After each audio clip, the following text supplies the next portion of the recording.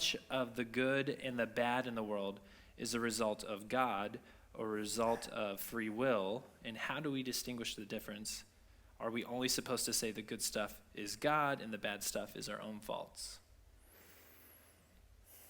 Big question. Big question. Wow, that's a huge question. Matter of fact, next week we're going to talk about violence in the Bible ascribed to God. Okay, so there's a lot of horror. I'm going to show you scripture verses that many of you've never seen that claims that God did it. And we're going to look at that.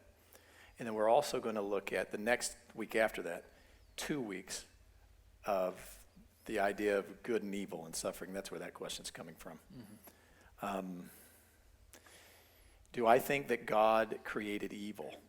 No. I think God created creation and it was good. I think he created it with angels who have free will and human beings who have free will. And because of that, evil came into existence. Does that mean that God knew the possibility and the risk that evil would come? Yes. Does that mean that God looked at it and said, it's worth it? Yes. And I know that some people can look at the horrible evils that are happening in this world and they can say, but how can that be worth anything?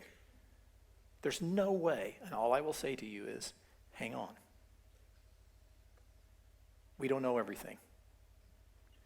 And I think it's really possible that in the age to come, because we see through a glass darkly, we don't understand everything. When we do get to see, at least be with the Lord, what if, would you hang on to the possibility that God will reveal things to us and will all of a sudden go, now I see why you risked.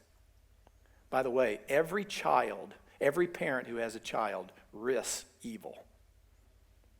Because Jeffrey Dahmer was somebody's child. Ted Bundy has a mama. And there's no way when she brought Ted Bundy in the world, she thought. And so every time parents do that, now what somebody will ask is, and I know this is a long answer, somebody will ask, the difference is God knew it was going to happen.